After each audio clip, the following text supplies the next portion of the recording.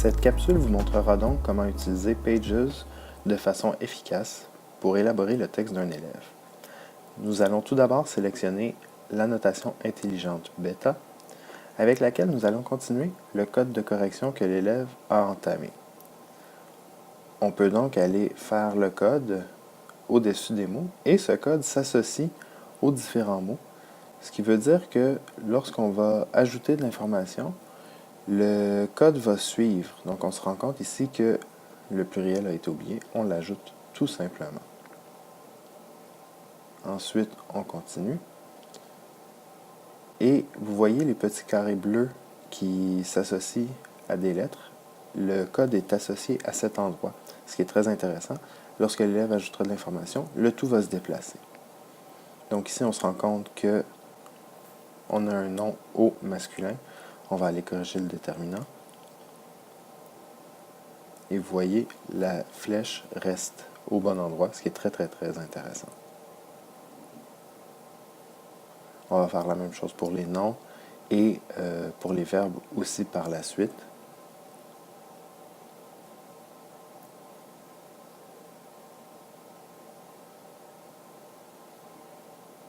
Donc lorsqu'on est rendu au verbe, on répète la même idée, on corrige encore une fois au besoin.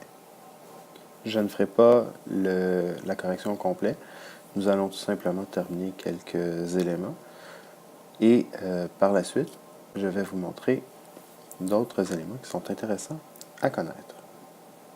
L'élève pourrait ensuite aller voir son enseignant pour poser des questions ou faire une rétroaction sur le texte. L'enseignant pourrait lui demander, par exemple, d'allonger le texte, de rajouter des informations, de détailler un petit peu plus certains éléments. L'élève pourrait ensuite aller retourner à sa place et faire les étapes suivantes. L'élève pourrait ajouter ces informations en utilisant l'option « Enregistrer l'audio ». Après la phrase « tombe même en ruine », je pourrais ajouter la phrase « Des débris jonchent le sol et plus personne ne semble s'occuper d'entretenir les lieux ». Il insère la capsule audio au bon endroit, puis il peut recommencer au besoin.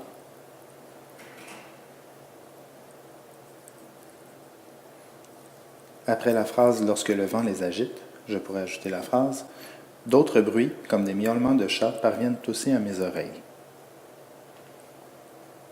Il insère la seconde capsule au bon endroit. On pourrait également demander à un collègue de la classe de nous aider.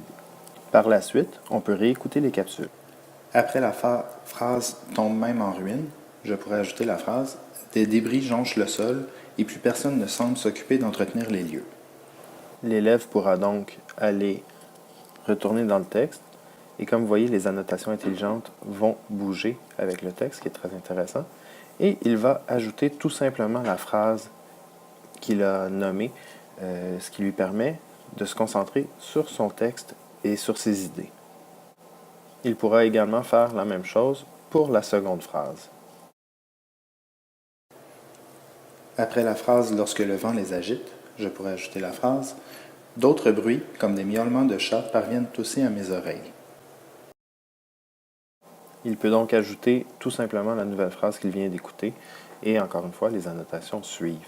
Comme je le mentionnais précédemment, on pourrait demander à un autre élève de la classe de venir ajouter des informations, donner des idées, donc on obtiendrait un texte collaboratif.